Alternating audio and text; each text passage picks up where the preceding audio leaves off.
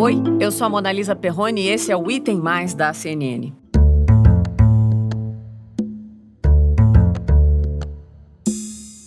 As ruas da capital americana estão ocupadas por cerca de 25 mil soldados da Guarda Nacional. Para garantir a segurança de Joe Biden e Kamala Harris, mais militares americanos foram trazidos a Washington do que as tropas enviadas para as guerras do Afeganistão e do Iraque. E estamos vendo o presidente americano Donald Trump e a primeira-dama Melania Trump ali saindo os últimos passos, deixando então a Casa Branca. Joe Biden que está chegando ao Capitólio, onde Joe Biden deve ser empossado como novo presidente dos Estados Unidos. Joe Biden que deve destacar a importância da união no discurso dele. Nessa quarta-feira, os olhos do mundo se voltaram mais uma vez para o Congresso americano. Numa Washington protegida por mais de 25 mil soldados da Guarda Nacional, Joe Biden tomou posse como o 46º presidente dos Estados Unidos. A cerimônia de posse não foi nada comum, reflexo, claro, dos dias de tensão que os americanos vivem desde a invasão do Capitólio, em 6 de janeiro. Um campo de batalha com barreiras e pontos de revista, que foram montados a pedido do Serviço Secreto para que o presidente eleito da maior economia do mundo possa assumir o cargo diante das ameaças de violência. Em plena troca de bastão do governo, o cenário político dos Estados Unidos nunca foi tão polarizado e violento. Não é à toa que Biden escolheu como tema da sua posse a frase América Unida.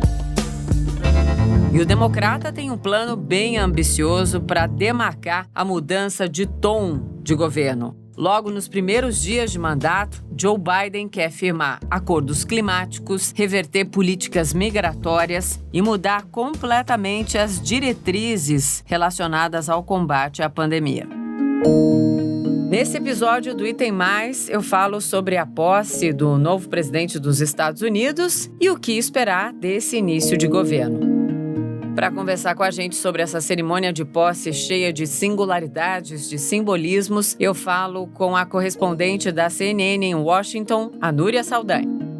Bom, vamos começar perguntando sobre o momento de agora, né? Os Estados Unidos já tinham passado por uma cerimônia de posse tão militarizada como essa? Os Estados Unidos nunca tiveram uma transição de poder com tantos agentes de segurança envolvidos. Geralmente, as cerimônias de posse têm público. Só para a gente lembrar, lá de 2008, a cerimônia de Barack Obama reuniu 1 milhão de pessoas aqui na capital norte-americana. E lá naquela época, 9.500 soldados da Guarda Nacional foram chamados até a cidade para fazer a segurança. Dessa vez foi muito, muito diferente. 25 mil soldados da Guarda Nacional vieram para Washington, policiais da capital mesmo e de estados vizinhos foram deslocados para fazer a segurança e também os agentes do Serviço Secreto. E o que a gente viu foi uma cidade cercada por grades, uma cidade completamente vazia, inclusive as pontes que ligam Washington a Arlington, no estado da Virgínia, e as rodovias que ligam a outros estados também foram fechadas. Tudo isso por causa da ameaça de violência, de extremistas que não aceitaram a derrota do presidente Donald Trump nas eleições. Então, foi uma cena bem impressionante. Na data da posse, na quarta-feira, dia 20 de janeiro, a gente viu pelas ruas apenas agentes de segurança e jornalistas. A cidade de Washington estava como uma cidade fantasma, uma cena impressionante de ver. Bom, Trump não participou da cerimônia de posse, mas ele não deixou ali completamente um vazio, porque ele deixou sim um bilhetinho para Joe Biden lá no Salão Oval. E aí, atenua um pouco a feiura dessa não participação, essa deselegância que Donald Trump fez questão de manter até o fim, Núria? Não atenua, Monalisa. Ao não comparecer à posse de Joe Biden, o presidente Donald Trump, ele quebrou uma tradição de mais de 150 anos aqui nos Estados Unidos. São os simbolismos que fazem parte da transição de poder dentro da democracia norte-americana. E ele também sequer esperou Joe Biden chegar à Casa Branca. Geralmente, os presidentes são esperados pelo governo anterior, recepcionados na sede do governo norte-americano. Atrapalhou todo o processo de transição por não aceitar o resultado da eleição aqui nos Estados Unidos. E o legado que o presidente Donald Trump Trump deixa é de um país fragmentado, dividido, né, de divisões políticas, de pessoas que acreditam que a opinião política diferente é motivo de guerra. Um líder, né, precisa liderar pelo exemplo. E o exemplo do presidente Donald Trump nos últimos anos, a gente viu, depois da invasão no Capitólio aqui nos Estados Unidos, que acabou resultando em 6 mortes, que não é um exemplo a ser seguido.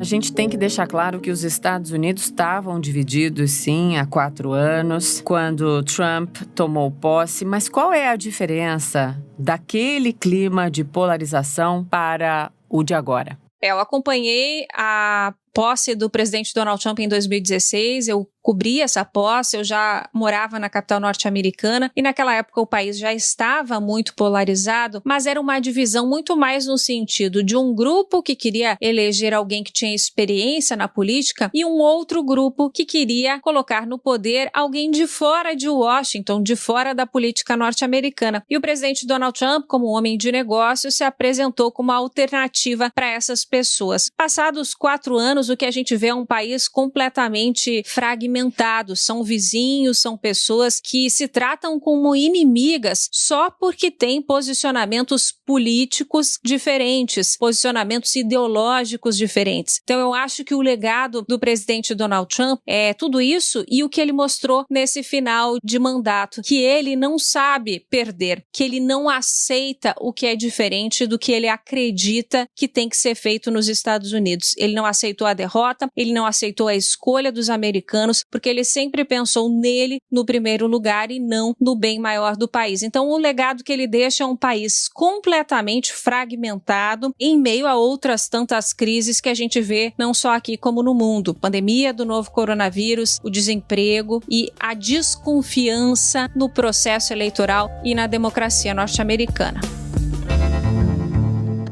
Nessa segunda parte do episódio, eu falo sobre o que muda na política americana nos próximos dias. Para isso, eu converso com o Carlos Gustavo Pódio, doutor em Relações Internacionais. Pódio, bem-vindo ao Item Mais. Oi, Mona Lisa, obrigado pelo convite. Um prazer falar com você e com os ouvintes do podcast. Bom, vamos pensar num palavrão, mas que, para mim, aqui é o que mais significa sinônimo de Biden nesse momento, né? Ele quer acabar ou diminuir o tal isolacionismo que Trump incentivou tanto em tantas áreas. Esse palavrão agora, digamos assim, que é meta perseguida por Biden, é isso mesmo? A gente vai ver nas próximas horas uma tentativa de romper esse isolacionismo promovido e incentivado por Trump de tantas maneiras equivocadas, Pódio? Olha, Mona Lisa, eu acho que se a gente fosse dar um nome para o tipo de doutrina que o Trump colocou nas relações internacionais, a gente poderia falar não de America First, mas de America Alone,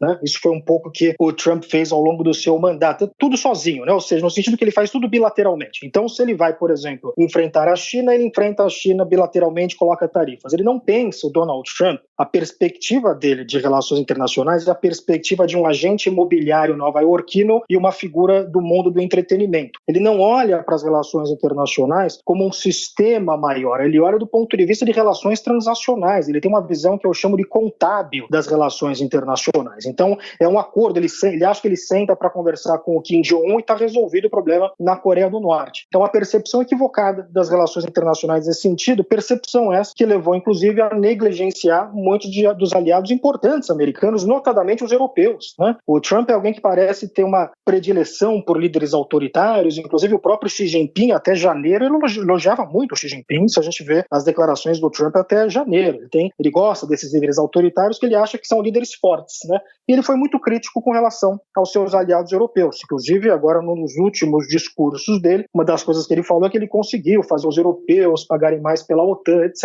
Não é nada muito assim, específico da agenda do Trump, mas é algo que mostra, né, como foi a abordagem dele com relação aos europeus. Eu creio que o Biden deve retomar essas alianças.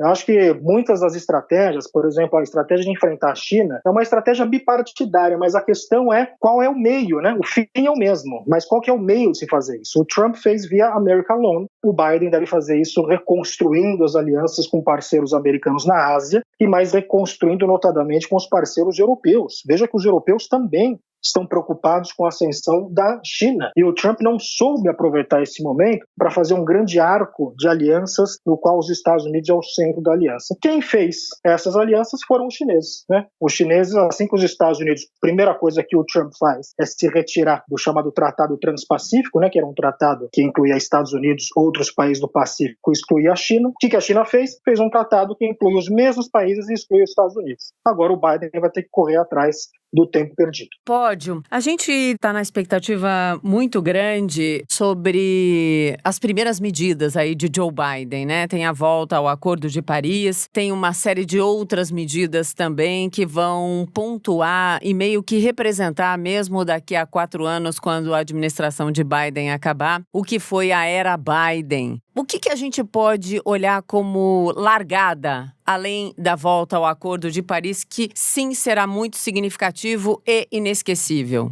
Eu acho que a volta ao Acordo de Paris, Mona Lisa, simboliza algo maior nesse início de administração Biden, pelo menos do ponto de vista das relações internacionais, que se liga ao que a gente estava falando. Eu acho que tem a ver com se reconectar com os seus aliados preferenciais, os europeus. Esta aliança, Estados Unidos e Europa, é a aliança que sustentou o mundo pós-Segunda Guerra e também o mundo pós-Guerra Fria, né? Foi essa aliança que deu sustentação a isso que a gente chama de ordem internacional liberal. O Donald Trump, que tem uma visão iliberal das relações internacionais, desgastou muito o relacionamento com os europeus. Então, acho que voltar ao Acordo de Paris, porque o tema do meio ambiente é um tema importantíssimo também para a Europa. Isto tudo representa essa que me parece que vai ser a primeira grande tarefa do Joe Biden, que vai ser se reconectar com os parceiros tradicionais dos Estados Unidos. Não só a Europa, mas também Japão, Coreia do Sul, etc. Né? Então, essa me parece ser a principal tarefa do Joe Biden. Não vai ser muito fácil, porque não dá para simplesmente dizer, olha, pessoal, vamos esquecer tudo o que aconteceu nos últimos 4 anos e voltar a ser como era antes. Acho que ele vai ter que reconstruir esta confiança que foi muito minado durante os anos Trump. Biden tem o grande desafio também de tentar unir os Estados Unidos, né? Eu sou meio cética em relação a isso. Acredito que essa cisão provocada por Trump, meio que se fosse fazer uma metáfora, seria um abalo de placas tectônicas, assim. Uma vez separadas, elas não se conectam mais. Tô pessimista? O que você acha, Pódio, da eficiência de Joe Biden nessa tentativa de reconectar, de unir mais uma vez o povo americano? Mona Lisa, eu compartilho 100% do seu pessimismo. Eu acho que o que a gente viu, as fissuras na sociedade norte-americana que a gente viu, elas são estruturais, elas são profundas. O Donald Trump não causou essas fissuras, ele é produto, na verdade, desse processo de polarização. E ele sim aprofundou muito fortemente essas fissuras, né? Então o que eu acho é que nós temos uma situação estrutural muito ruim do ponto de vista social. Acho difícil também o Biden mudar isso apenas com discurso. É claro que quando você muda o discurso é importante, né? Algumas ações simbólicas, o discurso do presidente americano, o discurso dos líderes é importante porque isso afeta a forma como as pessoas se comportam. A gente viu a importância de um discurso irresponsável quando uma horda desenfreada invadiu o Capitólio. Então a gente não pode dizer que aquilo que o presidente fala é irrelevante ou pode ser tratado como entretenimento. É importante. Então, ainda que o Biden mude no campo do discurso, o que é relevante, eu acho que não será suficiente para mudar completamente isso que você colocou muito bem como metáfora, reajustar essas placas tectônicas, né? É aquela história de quando você quebra um copo de cristal, você pode até colar de volta, mas não fica a mesma coisa que era antes. Exato. O trumpismo é a maior ameaça para a retomada da paz nos Estados Unidos? Ou não? Olha, eu acho que é um dos componentes que agita um processo que dificulta qualquer tipo de conciliação. Por quê? Porque o trumpismo, ele prospera no confronto. O Donald Trump, ele prospera no conflito. O trumpismo, ele manipula muito bem, e ele identificou, isso já inclusive hoje estudado na ciência política, como ódio, né? A raiva é um elemento importante para você estimular as pessoas. As pessoas tendem muito a participar da política movidas pela raiva, né? Ou pela raiva ou por algum tipo de entusiasmo positivo. Então, esta questão o Donald Trump soube manipular muito bem. Então, não tenho dúvida nenhuma que o trumpismo é um combustível, né? Nós temos ali o fogo, já está pegando fogo, já há um incêndio muito grave, e o o trumpismo ele ajuda jogando um pouco de gasolina. E essa gasolina agora, de alguma forma, explodiu, né? O que a gente viu no Capitólio foi justamente alguns grupos mais extremistas, grupos supremacistas brancos, que se sentiram encorajados, né? E que viram no presidente Trump um aliado, vindo diretamente da Casa Branca. Então, acho que uma vez destampada, uma vez aberta esta caixa de Pandora, fica muito difícil para fechar. E o Trump vai permanecer, como ele mesmo disse, líder deste movimento, né? O Trump não é um homem de partido, não é um líder de um partido, ele é um líder de um movimento. Ele diz que esse movimento continua com ele ou sem ele na Casa Branca. Até no último discurso de Donald Trump, nessa quarta-feira, eu vou repetir aqui a frase que ele usou: eu vou sempre lutar por vocês. I will always fight for you. Deu vários indícios ali de que sim, ele vai continuar com essa voz ecoando, claro, sem todo o staff e a representação do homem mais poderoso do mundo, mas sem dúvida essa frase é emblemática. Esse é um componente complicador ou faz parte do jogo político, Pódio? Não, isso é um fenômeno único. O Donald Trump ele foi um presidente único e vai ser um ex-presidente único também. Você pegar, por exemplo, o Bush pai, ou pegar o Jimmy Carter, que foram os outros presidentes que perderam a reeleição, ao perder a sua reeleição, eles se recolhem, fundam uma biblioteca, ficam relativamente alijados aí da discussão política, a não ser para questões em que a presença simbólica de um ex-presidente seja importante. O Trump ele já deu todas as indicações, Mona Lisa, que ele pretende continuar como um ator político relevante, porque, novamente, ele se vê como líder de um movimento. Eu vou continuar lutando por vocês. Isso não é um discurso normal que a gente vê de um presidente que está deixando a presidência, que está saindo da Casa Branca. Isto mostra, novamente, que o Trump se vê como uma espécie de um líder de um culto. E tem um culto à personalidade do Trump, e muitos dos seus apoiadores se comportam como alguém que participa de alguma religião ou alguém que tem um culto muito grande por alguma entidade, né? E o Trump é visto em certos setores da sociedade americana como essa entidade, inclusive de forma direta, né? Existe a questão dos eleitores mais evangélicos, né? Que é importante politicamente nos Estados Unidos, que vem, de certa forma, o Trump como um enviado divino, né? Então, esta é um tipo de discurso muito diferente de tudo aquilo que a gente viu de presidentes anteriores que estavam para deixar o cargo. Vamos seguir aqui na nossa análise, Pódio, porque quero olhar um pouquinho para o futuro próximo. Por exemplo, o processo de impeachment contra Donald Trump no Senado. Maioria democrata agora, um ambiente, digamos assim, politicamente desfavorável a Trump. O que a gente pode esperar? Olha, de novo aqui a gente no campo das questões inéditas, né? Sim. O Trump, o único presidente a sofrer 2 processos de impeachment na Câmara, e esse me parece, de todos os processos de impeachment recentes, não são muitos, né? Tivemos o primeiro do Trump e o do Bill Clinton, né? Antes disso apenas no século XIX, esse me parece aquele que tem mais chance de passar, né? Porque o que a gente tem visto no Senado americano, e de novo, mudança do clima político pós-invasão ao Capitólio. O Trump perdeu muito capital político com aquela invasão. Então a gente já vê alguns movimentos dentro do Partido Republicano, porque qual que é a variável aqui? Precisamos de 2/3 dos votos, são 67 votos senadores americanos, portanto são 50 democratas, 50 republicanos, é necessário 17 republicanos. A gente tem visto um movimento entre os senadores republicanos de alguns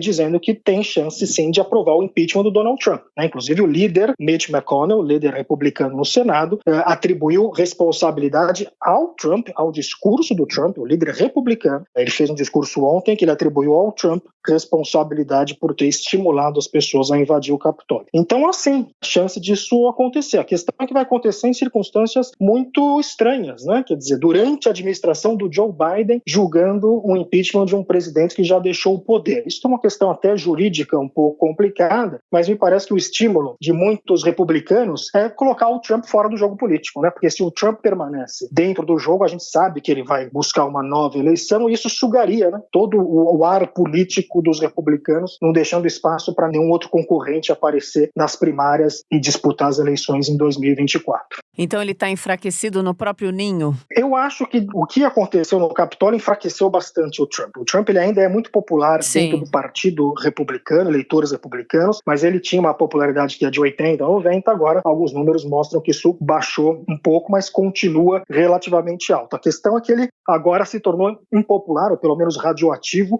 para parte do establishment republicano, que talvez se sinta mais confortável em aprovar algum tipo de processo que exclua o Trump do partido, né? Muitos desses republicanos apoiavam o Trump ou por conveniência, ou por ficarem constrangidos, ou por acharem que isso era bom para a sua eleição, né? Então, Mitch McConnell, por exemplo, falava muito bem do Trump. Agora que ele se reelegeu senador, ele tem 6 anos de mandato pela frente, ele não tem mais tanto o que temer, né? Então, isso acaba mudando um pouco o discurso de alguns políticos que não viam a hora de arrumar uma desculpa para se livrar do Trump. Sim, Pódio, para a gente encerrar, já que Biden está pregando essa reconciliação, essa retomada da união do povo americano, que sim, já tinha profundas cisões, Trump só potencializou essas cisões, né? Deixou essas cisões mais profundas, mas na toada da união, do perdão, do ser diferente, será que a gente poderia esperar uma postura de Biden e de outros democratas meio que deixando de lado o processo de impeachment agora e não batendo nessa tecla? Eu acho difícil a gente prever isso, porque vai muito depender de como as coisas vão se desenrolar após a posse, né? Eu acho que, de novo, é do interesse de muitos senadores fazer com que isto que o Trump fez seja devidamente punido. É do interesse de muitos senadores republicanos eventualmente tornar o Trump inelegível. Eu acho que por mais que o Biden entre com um discurso conciliador, de perdoar, etc., ele vai ser em pouco tempo sugado no universo político polarizador de Washington, né? Quer dizer, é muito normal a gente começar, né, mandatos com grandes expectativas, grandes esperanças. O Obama, quando foi eleito, disse que os oceanos iriam baixar. Então tem essa ideia de grandes expectativas, mas depois o que a gente vê, né, Mona Lisa, é que o dia a dia da política vai sugando um pouco e as pessoas vão se tornando um pouco mais realistas, inseridas dentro daquele contexto. Muito obrigada por me ajudar a entender esse momento histórico. Eu que agradeço. Um abraço. É isso então, os próximos capítulos dessa nova história da maior democracia do mundo, claro, você vai conferir aqui. Amanhã tem mais, a gente se ouve. Que bom, sempre. Em Té.